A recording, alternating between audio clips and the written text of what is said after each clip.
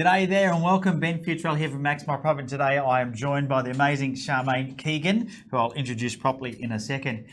We had Charmaine along to one of our events and was one of the most amazing speakers we'd seen in a long time. And, you know, it was highly recommended to us from John Yeo. So those of you that have seen John's work, I asked John for a good speaker. John gave me a list and we were very, very lucky to get you, Charmaine, to come along, weren't we? Thank you. Yes. I enjoyed that a lot. Thanks for inviting me. So Charmaine presents all over the world, runs many workshops on sales, teaches people how to sell. And I think your history was that you had actually sold for a company. So you joined a company as a salesperson. They gave you a ridiculous target, thinking that you just wouldn't make it, and then you quadrupled that target. Yeah. So that's a good way. And that was selling outdoor advertising. That was selling outdoor. I think to be a trainer in sales, you need to have done your, earned your badges. Yes. So for 25 years, I've been out there selling before I set up sales training and presenting and guest speaking. Yeah, good stuff. Fantastic. So today it is a live video. So if you've got any questions, I am monitoring my mobile phone here with the live video there. So if you've got questions, feel free to ask them during the live broadcast and I'll do my best to get Charmaine to answer those for you. What we're going to be doing today is we're going to be going through understanding a bit more about how to become much more effective in sales. And if you've got the promotional material, had these questions on there, and I think these are the questions we're going to answer, aren't they? So do you find yourself having to persuade your client to buy from you, which is trying to close to get more deals? Why are they not buying when you obviously have the right thing? Like everyone thinks they've got the right product, haven't they? So that's right. Yeah. How do you show them that my solution is right for them? So if you're struggling with that, then today is going to be amazing for you. What does closing actually mean? And if I'm not closing, what am I doing? Another good question. And then I guess the question that everyone's asking is, how do I get the bloody sale? That's right. Yeah. How do I get the sale? So I think one of the things that you mentioned when we did the training with the team or with the clients on the acceleration conference that we had was about mindset. And you talk a lot about growth mindset. So maybe can you run us through a bit of your thinking behind the growth mindset and how important it is in sales? Absolutely. And to set the scene, to cover those today, we're going to have a growth mindset to do with mindset, also about intent, understanding, language, and also being a trusted advisor. So as we discuss those things, we're going to be picking up all the answers to those. And my key thing is stop trying to close. People are out there and they're trying to close. We get calls about, help my team. Which is interesting, close. Isn't it? Yeah. Always be closing. It's a very 1980s American thing. ABC. We've all been brought up with that. Always be closing. So I'm going to discuss a little bit about, actually not doing that. Yep. So back to your question, growth mindset. Yes, it's a term that's been coined by Carol Dweck, and it's about whether you've got a fixed mindset or a growth mindset. And our company's all about mindset because it's the beginning, middle, and end of, you being able to sell. So a fixed mindset, for example, is about people that have a fixed mindset think that intelligence is static. That's it. You've got what you've got to know. A growth mindset, they see that intelligence can be developed. They're the two things that she discusses. And it goes into different areas. So under challenges, a fixed mindset person would think, avoid challenges. Yeah. A growth mindset person will embrace challenges. Then you've got obstacles. A fixed mindset person would avoid obstacles, see them as a way. They give up easily. A growth mindset sees obstacles they persist in the face of setbacks. So very different thinking. Yeah. The other two or three are efforts. So a fixed mindset person sees effort as fruitless and give up easily, where a growth mindset person sees effort as the path to mastery. Yeah. They appreciate that effort's needed to learn anything. To actually get somewhere. Yeah. The other two bits that she talks about is criticism. So a fixed mindset person would avoid criticism and see it's negative, a negative connotation, anchored quite negatively, where a growth mindset person sees criticism as, great, that's feedback. I see it as feedback and I can learn from this. And the final one that she discusses is all to do with the success of others. So a fixed mindset person would see success of others as threatening. They'll find it threatening. There'll be an ego involved, or a growth mindset person would see it as fantastic. This person knows more about this. I can learn from them. And they also see inspiration in the success of others. So it's a bit of a buzzword though, isn't it? Mindset. Like everyone says, you got to have the right mindset. But how does someone practically apply that in sales? Like, can you sell something you don't believe in? What a good question. So you can. Just because you've got the right mindset? Yeah, you can. Look. Yeah. Let's talk about mindset for a moment, actually. Yes. There's three bits under mindset. So in answer to that question, I believe that you can sell something you don't believe in. However, you're going to sell 1 billion times more if you do believe in it. Okay, yes. You know, let's face it. The 3 areas for mindset, the first area is, are you sold on your solution? That's the big thing. So going back to, can you sell something you don't believe in? Your client's going to pick up.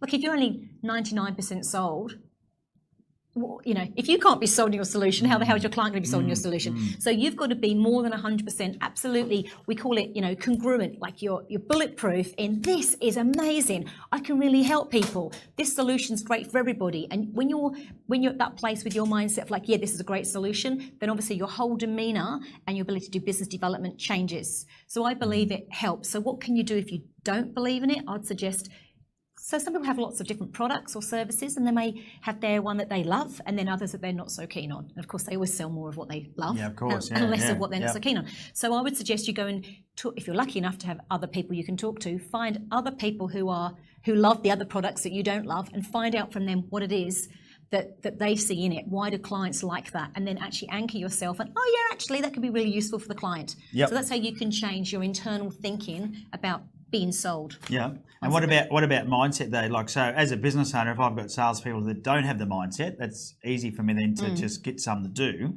But what if I'm a salesperson that wants to have a growth mindset, but I've got that limiting mindset? How do I go about changing? Is there something I can do? Yeah, that's a good question. I would basically read it. There's lots of material on the internet to read up about, to learn about it. But I think there are things you can do, but as it comes back, it's you've got to have a willingness to want to have a growth mindset.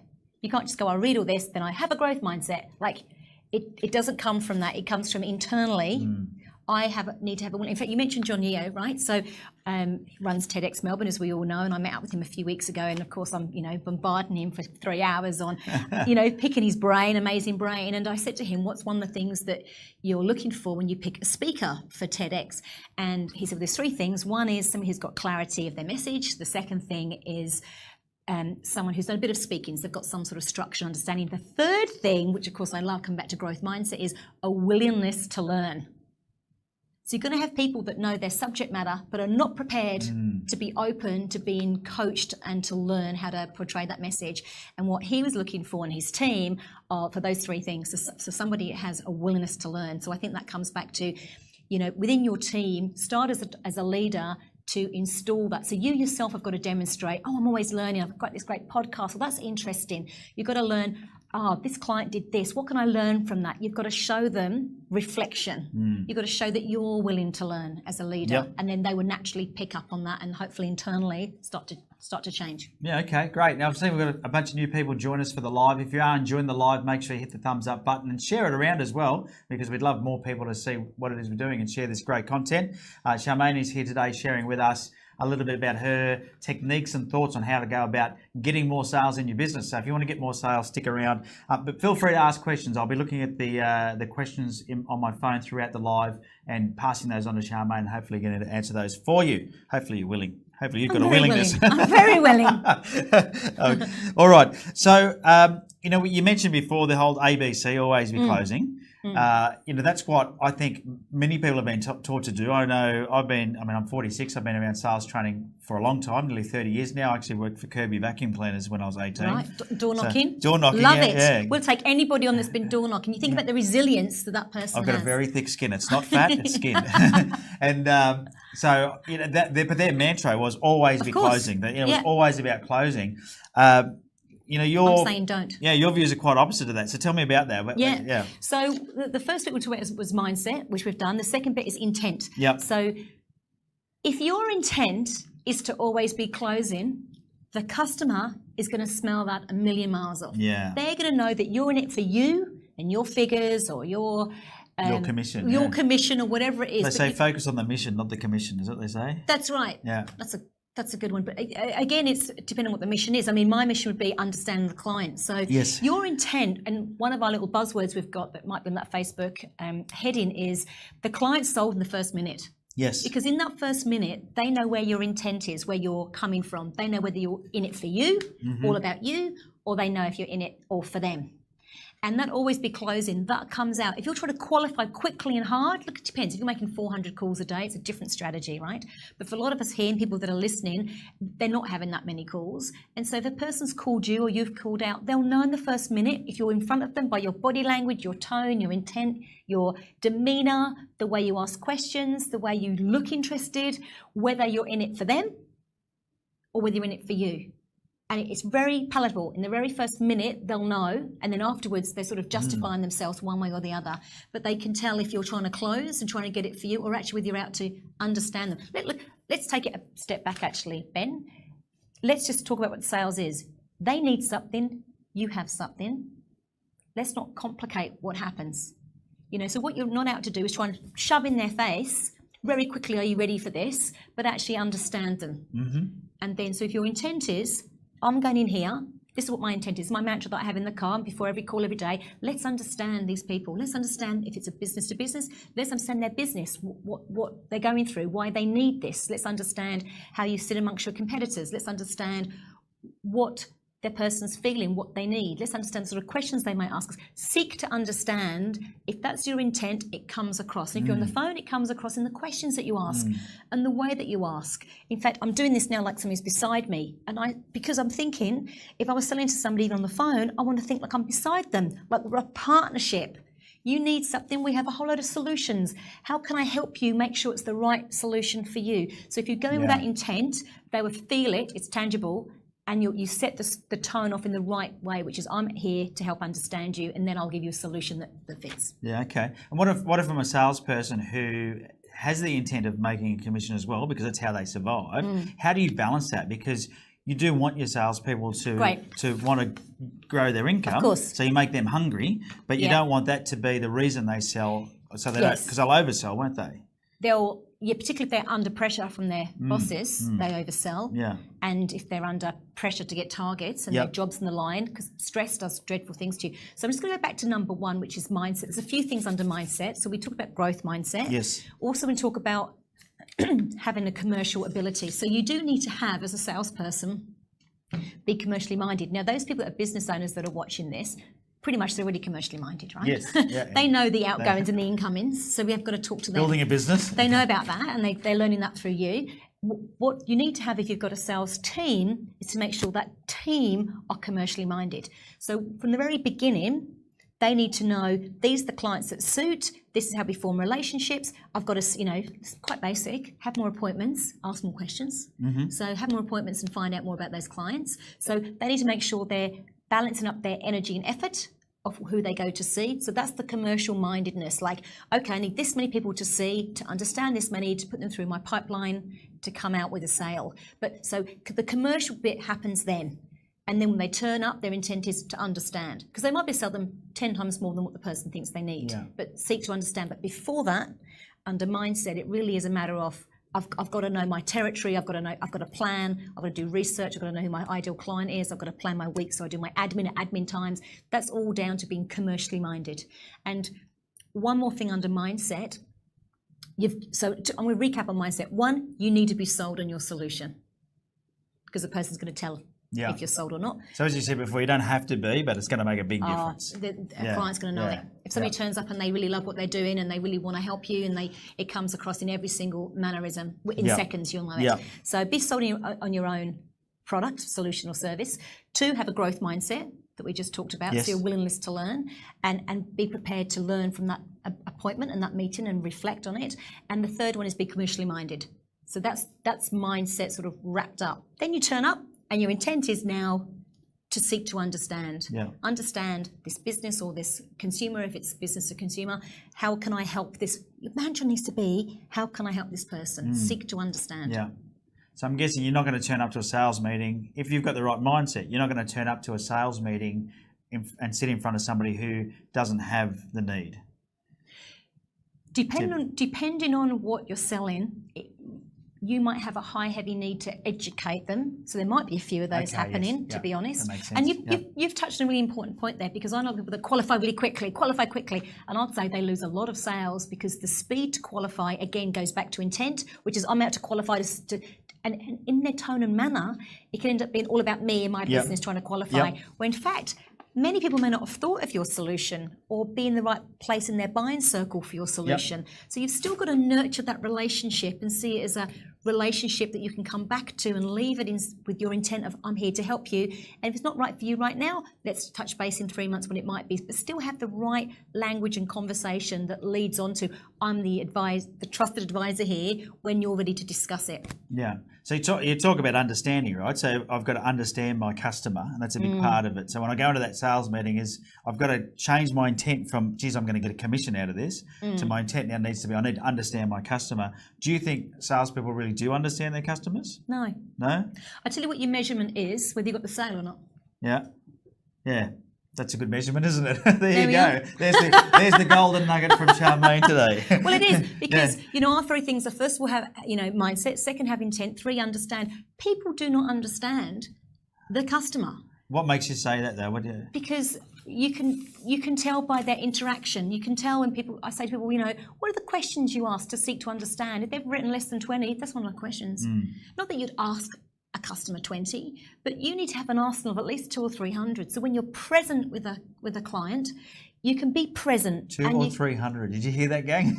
Minimum. We have about 2,000. Wow. Minimum. Wow. We're not reading. Yep. We're not reading off them, and we're not looking at them. But we discuss them, and we go, "God, that's a good question," because it's a different way of asking a client something. But then we forget about them, and then you're present on the phone or in front of them, and your mantra needs to be, "I can probably help this client. Let's seek to understand them."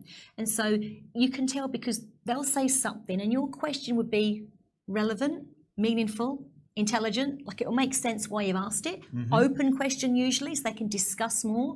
And when you seek to understand, the relationship changes, and there's a point when you're really connected. We talked about NLP before we come on air. When you're really connected, where metaphysically things have shifted here, and now they get, this person's out to understand me, this person gets me. Go to Ben. He just gets you. Go to so-and-so. They just get you. And that's when you know the relationship changes, because then you become the trusted advisor, which can then say, you know what? You were looking for this, Jack, A, B, and C. Now I've heard all that. You may want to consider A, B, C, D, and E is going to help you with that. And by that point, because they've done all the talking and you've seek to understand, they're now open and seeing you as a person that's going to help them with a solution. Look, let's be clear. The more questions you have, the more they're going to talk. And if they're talking a lot, you're going to understand their drivers, their motivation, who's involved. You're going to understand what they like, what they don't like, their belief system, what they value. You're going to understand their value level as well. You're going to understand what they think about the competitor or not. You can understand what they think about you. In our workshops, we have a whole day just on how much intel you get when the other person is talking. And then from that, they might have turned up for a toothbrush, let's say, and you end up at the end of that realising they need 2 electric toothbrushes, one for grandma, one for this and one for that. And that's the beauty. When you seek to understand, not only are you the trusted advisor, but you actually can, with confidence, put forward things that fit. Yeah. Because let's just touch on this now as well. People might come to you and ask for something, like toothbrush. I don't want to think of toothbrush. They might say, I want a toothbrush. You're the expert in your business, not them. So when they present you with a question, it doesn't mean, that means that's all they know at the moment. It doesn't mean your job is to then understand why they think they want that. Because when you've really understood them, they might need 25 toothbrushes, some floss, this, and 2 electric toothbrushes and an appointment with the dentist. But often what a lot of people do is they're reactive. Oh my God, someone's asked for a toothbrush or 25 toothbrushes. I'll give them 25 toothbrushes. Now it's all about rate. It's all about rate. And they're going this little spiral of money. What you need to do is go, hold on a minute. Let's pause and be present. Why do you want a toothbrush? Yeah. Take us through what you're looking for in a toothbrush. Have great open questions. And when they say something, a great question would be, well, why is that? Out of interest, why is that? So you get their belief system. And then you're able to, when they think, oh my God, you can tell when the energy's changed because they'll say something like, that's a good question. Yeah. And then okay, now they get it. I think those other people you're talking about would just take the order and then worry about rates. I call them order takers. They're not really. Takers. Yeah. So they're not trusted advisors as such as the words you were using. Just so the viewers can be clear, you mentioned before, ask open questions so they talk. What do you mean by that? Can you give us some examples? Absolutely. So whatever the interaction, because there's no rules in sales. Your gut feel needs to come to the surface here. So it's not like you must do this and mustn't do that. Of course not, because there's too many variables. Yeah. But in terms of practical tool to share, if you're asking an open question, the person has to discuss something. They have to talk about something. If they're an introvert, I might go, hey, walk me through what you're after. Then they have to go, da-da-da-da-da-da-da. They talk. Yeah. They talk. You might go, oh, explain that a bit further. And they talk. Da-da-da-da-da-da. You might go, oh, out of interest, why is it you've mentioned that a few times? Why is that of interest to you? So an open question means they have to discuss something. They have to explain something. A closed question is either a very short answer or it's a yes or no or this or that. Mm-hmm. So most salespeople, if you're not getting your target, look at your questions. And I'll hand on heart say 90% of them would be closed. Well, one, you won't have enough. Yeah. And two, there'll be closed questions. So you've got the intel, but you've got a very tiny bit of information. Let's just say, for example, you've got a water there, Ben. Yes, I do. Let's just say you come to me to buy a water, or you're selling a water to me, and you might say, would you prefer still or sparkling? And I might go, sparkling. You've got the information, right? But let's pretend you sell a lot of water. You might go to me, talk me through what you're after in water. And I might go, well, it's really important to me to have sparkling because before I had still and this happened and the reason I want sparkling, and it's very important for me that it comes from Adelaide. I've got this thing about, now what you're getting my belief system, my motivation, what I care about, what I like, all with the same answer, but behind it, it's backed up with so much intel that's going to give you a complete insight to my drivers, my motivation, my care factors, and so much more in terms of NLP, your internal representational system, my strategy for buy-in, how I get convinced, how I measure trust, goes on and on and on. Yeah, great stuff. And I think it's good for people to get clarity around that because I think sometimes people can, like you just said that, I could ask you, would you like a water? And that's it's one word, isn't it? Yes, no, maybe. That's really it. Now, for those of you that just joined, by the way, I'm live here with Charmaine Keegan, absolute brilliant when it comes to sales. And we're teaching you all about why you should not always be closing and understand a bit more about the mindset and intent behind the sales process and then understand your customer. I can see quite a few people have joined us live just now. So if you do have a question, I've already been asked a question. Can we ask questions? Yes, you can. Thanks, George. So George, if you want to ask a question, mate, please leave it below in the comments and I am monitoring it live on my phone right now. G'day, Arthur from the US. Nice of you to join us all the way from the United States of America, where they're going into their warm seasons. We're going into our cold. I should go and live there in the summer. I hate winter. I don't know about you. I'm English. This isn't cold. This is balmy weather. And Gemma says, great sales insights. Thank you, Gemma, for that. So you talked before about understanding the customer and using those open questions to gather that information, or what you call, I think, intelligence or intel. Intel, information, needs, wants, desires. Is there things that you shouldn't say? Is there things like, for example, a lot of salespeople are trained to say, what's your budget? Is that a dangerous question or a good question? Now you've fired me up. Oh, I fired her up. Look out. I would never say to somebody, what's your budget? Yeah. Ever. Okay, there you go. Because what are you doing? One, you're putting them in you're anchoring them that there's a ceiling. You're reminding them there's a ceiling. The word budget is an awful word. Let's talk about language for a moment. So we talk about mindset. Government uses, isn't it? Yeah, but also it means I'm on a budget. I can't afford it. I'm on a budget. So it's a very negative anchor. The other thing with budget is you're reminding them they have a ceiling, plus psychologically you're going to work under that budget and you shouldn't. So if you want to know how I made all the money in all those companies, I never asked what the budget was. I want to know about them and what they need and how I can help them and talk me through it more. And if 90% minimum of the time was them talking and I put forward a solution that happened to be twice as much as their budget, suddenly, when you're aligning with somebody, suddenly budget isn't an issue. Okay? It becomes... So do you never ask how much they've got to invest or spend? Never. No, okay, there you go. Never. Sometimes they tell me, and do you know what I hear? Nothing. I don't. Because you should be there as a trusted advisor to go, and sometimes look, a good sentence to say, somebody says to me, how much they're going to cost. I mean, of course, I don't avoid that, but I can do a reframe on it and go, oh, that's quite a few variables. We're very transparent with our costs. Take me through what you're after. That's a reframe. Then they start chatting. 45 minutes later, you're the trusted advisor. Your thing is 4 times more money. It's never, let's be clear, it's never about the money that they're buying. They're buying you. I always say that to people. People don't make decisions on price and price alone. And even if right now you're going, oh, Ben, I don't agree with that, have a look at the clothes you wear, the car you drive, the food you eat, the house you live in. None of those decisions were made on price and price alone. There were a lot of other factors that led to you making those decisions. Yeah. And so it was interesting to get your insight on that. So by saying, so you're saying if you say what's your budget, you're actually saying or helping them set a ceiling that's going to be difficult for you to sell over. You're embedding a ceiling. So I'm going to share, salespeople often think, It's the client that cares about money. And I'll say to you, it's your limited belief. You care about money. Yeah. And you're projecting it on the client. Well, that's the steps that basically happen. If you care about money that particular day, you'll think every client cares about money. Yep. Or you'll have a residue because the last 2 or 3 said, I'm on a budget. But you know, if you've lost business or they've said that, they're not sold on you. Let's take it back a step. They're not buying, as you've just said, they're not buying the solution that you have. Yep. They're buying you. And if they trust you, and they feel like you care about them and you care about their outcome and you've asked questions to really ascertain to understand them, then they're buying into, you know what you're talking about, what's going to help me in this, what's your solutions you suggest. And no conversation ever about money should come out of your mouth, ever.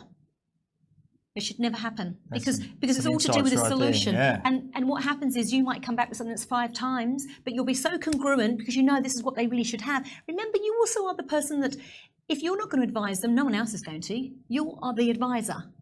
Yeah. You know, you're the person who should be guiding them. Yep. So if you have money come up a lot, my big hint for you is start to do your own limited belief on how you feel about money. And that'd be good insight to go, actually, I think people buy on money. And I can assure you, we do whole sections on it to prove very clearly that no one buys on money. Do you ever get anyone say to you, oh, but Charmaine, you don't understand. Our Of course. industry is so Yeah, competitive. Of course. Everybody buys on price. Everybody thinks. Yeah. Everybody thinks they're different. Everybody thinks their Yeah. business is different. And, you know, I've had rooms of people who are in the same industry. Someone's over their target and someone's under their target. And the person under their target, as soon as we get to the price section on this, that person rears up like a horse and says straight away, you don't understand. My clients are pushing it. And then when I ask the questions about how they feel about money, I get them to close their eyes. The person who's always looking for the cheapest has their hand up. It's the person who has to work 4 times as hard to get their budget. And somebody else who says, well, no, actually, I think if I understand them, then, you know, why do people buy cars from garages rather than privately? Why do they buy what people buy sometimes offline? It's because it could be more expensive, but it's convenience at 11 o'clock at night. There's convenience, there's because you have a solution that fits, because you are a person that's going to help me. You know, you think about all your buying decisions. What are you buying? You're buying because that person has shown a care factor and they understand you. Now you're sort of waiting for them to tell you what's right because they're the expert. And so in your business, you are the expert. In fact, to me, you have a responsibility to give somebody, you know, to ask enough questions to give them what's right for them. They're not the expert. You're the expert. Yes, and I mean, you mentioned before the words trusted advisor, which sort of are bandy to bear, but how important is it as a salesperson to become, rather than be the salesperson or the business development manager or whatever you want to call yourself, the sales consultant, they have all these fancy names. Should you be going out there saying, you know, renaming yourself almost, but to yourself, for your own beliefs, to be the trusted advisor is what you're saying? Or look, be comfortable with the word sales. I think you've got to be comfortable. It's absolutely fine to be commercially minded and run a business. So don't be scared of the word sales. But I think when you're there, your intent needs to be to help them, to understand them, to help them, so you give them the right solution that's right for them. And I think, look, I don't like those job titles. We changed them, but because I think the language. So let's talk about the next one, which is language. The language the client hears from you is important, and if they see you as a business development manager, I don't know, it's sort of saying I'm out to develop my business, not necessarily your business. Yeah. So I think you could say consultant or advisor, or I think they're nicer words for the sake of just changing your signature. Yeah. I think you're implying that I'm out for you and helping you, as opposed to selling at you something that you may or may not want. But you have to be comfortable with the word sales. I mean, it's absolutely fine to sell. Yeah, because back in the 80s when I started in any sales job, we were sales representatives. That's what we were called. That's right. Sales reps. Yeah. I just think that's, so one of our things we talk about, mindset, intent, understanding, the number 4 was language. So I think that language that lands with a client to do with what your job title is the start of the relationship. And as we said, they've got a minute, whether they are buying into you or not. So to really consider the language that you're writing down, like on your signature, and to consider the language that you're using as well. Yeah, it's fantastic. I can see more people have joined again live. If you are live, feel free to ask questions. I will read the questions out as you've got them, if you do have any questions. But we are running out of time, so ask your questions now, or you'll have to get them replied to you in text later, because I'm sure you'll monitor the questions. Yeah, and also with sales, you have to be quick. I'm going to mention that here. If somebody's calling you or they're ringing you up and you've got a form or a live chat, you need to be on that. I'm going to just mention that as well. You need to be the first in the door. Yep. You need to be quick, first in the door, to form a relationship where you are the person who understands them. You are the trusted advisor. then you quite clearly align with them because you're next to them like this, going, hey, we can give you this. And then when other people finally call them back an hour, 2 hours, 4 hours later, too late, sunshine. They're already bought into you, and now it's called column fodder. They're checking out how they compare, but really you can tell because they're not interested anymore. Yeah. I remember helping a sign company years ago that did sign writing, or they did vinyl sign. I don't think anyone does sign writing anymore. And I went in there to help them with their sales. And one of the things I said to them, I said, well, do you do quotes? Yes. How long does it take to get back with the quotes? It said, depends how busy we are. And I said, okay, what happens when you get back after a week or two if you haven't got the quote? And they say, oh, yeah, sometimes it can take a week or two and we don't get the job. And I say, why not? They say, well, we gave it to somebody else. Can you believe that? Well, also don't say quote. So I'm going to add to language. We can just chat language about our last let's do it. Yeah, let's do it. So with language, don't say to somebody, I'll give you a quote. If they've asked you for a quote, that means a sales rep's pushed the word quote, and a sales rep is a person who's embedded money. So you might come back with, hey, I'll send through my solution. Or let's talk through my solution. Don't you talk to them about money. Otherwise, you can just put a Post-it note. And if you're a cent cheaper than the other person, you might get it. But there's no longevity. There's no understanding. There's no trusted advisor. Yeah, of course. Okay, so you keep your eyeballs and your language off quoting and money. Other words to avoid. I had this great group recently in our advanced programs. They were presenting. And at the end, one of the guys said, oh, if you've got any queries with this, let me know. And the second guy did his presentation. If you've got any worries with this, let me know.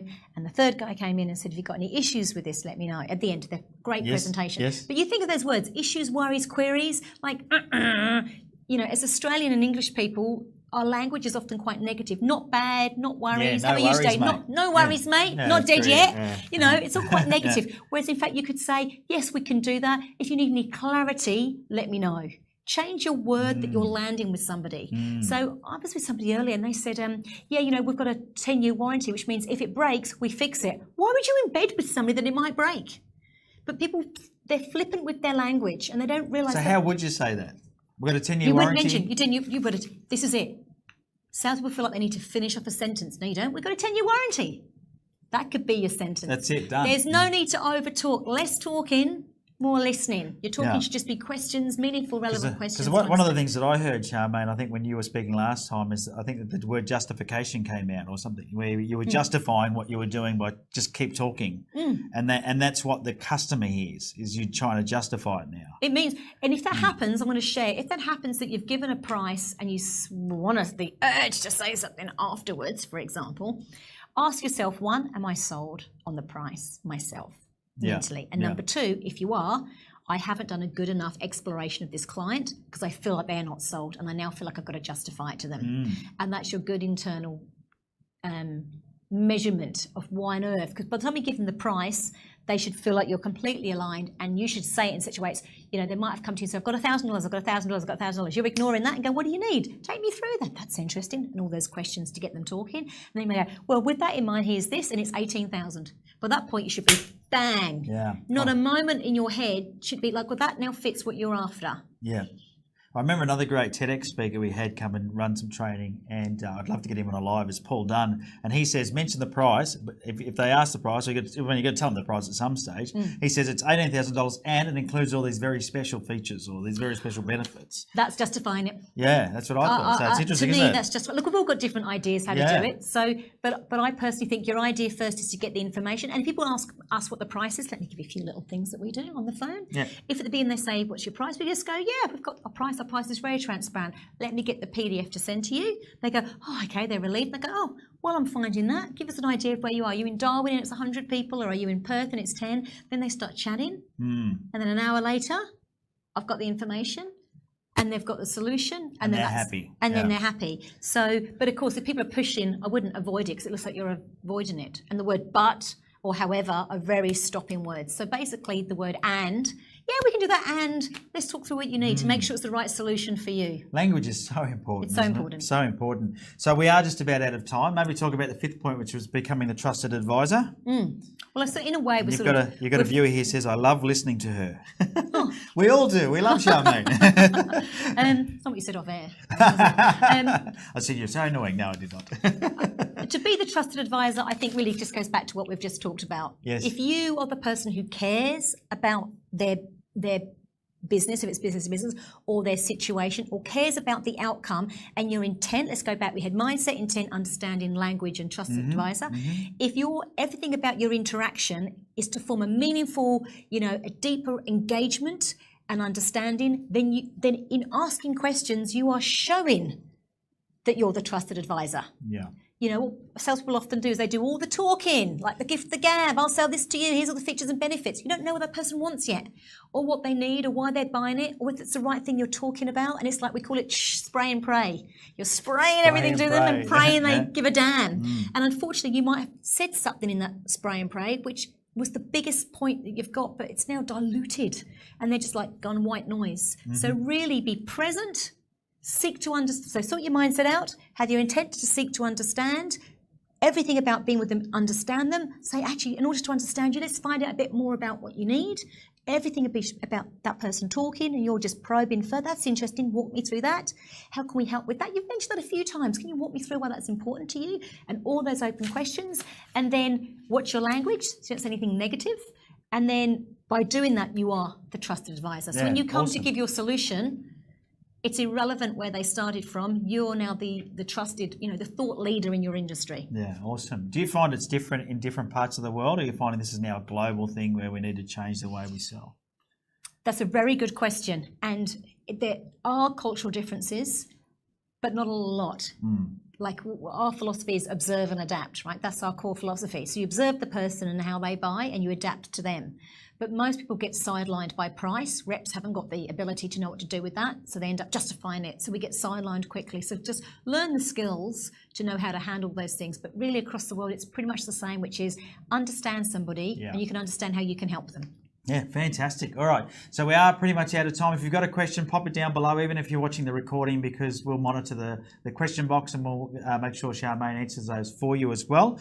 You do a lot of training, don't you? So you've got trainings that people can come along and learn from you. Yeah. And I think there's no doubt in my mind the people that have stuck through and viewed this today, you're probably here because you want to learn how to sell better, or maybe you've got somebody in your team that you want to teach how to sell better, or want them to learn how to have a better conversion rate by understanding their customers better, or what language to use or not to use. Well, Charmaine is like the guru in training people in sales. So how do they get involved with a workshop? Yeah, we'll post our phone number on there. Yep. We have workshops all across the country and overseas all the time. So we have workshops in the main cap cities, and our workshops are just like they're very practical. People, as you know, with one we did for you guys, people are actually doing things and they're working out. There's no passiveness at all. It starts at 7:15. It's 19 hours. You're into it. Like you're into it. You're doing something. 7:15 we have breakfast, and 7:45 we walk in the door, and it's hands-on. We do a load of work with clients beforehand to understand where they're at and their intent. So they fill in a lot of documents in our first step, so we know who's in the room and what they want to achieve, and we make sure we exceed what they're after. 19 hours of practical hands-on, really learning all this and about 200 times more. And then at the end, they also have a load of content. So our step 3 process is they have content afterwards. They have clips that are sent to them. My team engage with them afterwards to make sure they're on the right track. They have action plans they do in the workshop. We call about that. So we have this 3-step process to ensure that they are, this is how I look at it, Ben. They come in like this, but also we want the directors there as well so they know how they can help. We call beforehand, we get the participants to fill things in, then we do 2 days of like really changing mindset and get them motivated on their jobs, they know what to do and how to do it, and then we hand them back like this. We give them support for the first month, the critical month, and we give the directors support on how they can support them. So that's why they've got continuous success, because it's lasting. It results quickly and lasting. Great, yeah, because that follow-up is so important. Well, I can't thank you enough. Oh, thank you for having me. I know you're super busy, you're running workshops everywhere, it's been great. The team have put your contact details in the comments down below, so if you want to check out Charmaine's website, which is Smarter Selling, or her contact number is also there. Feel free to contact Charmaine if you want some more help with your sales. But once again, thanks so much. It's been great having you. Ben. Thank you. Thanks so much. Now, if you've enjoyed the live stream today, make sure you tune in again for our next live stream. We've got these happening on a weekly basis, along with the little lives that I do. I try and do every day. Sometimes it gets difficult. I shouldn't use the word try, should I? No, but you do. I do every day, but sometimes I just don't do. That's what Yoda says. We'll work on that one. We will work on that. So thanks so much for tuning in. Hopefully you've enjoyed the live. If you did, make sure you share it around. Give us a thumbs up. Leave your comments and suggestions down below. And until next time, have a profitable day. See ya.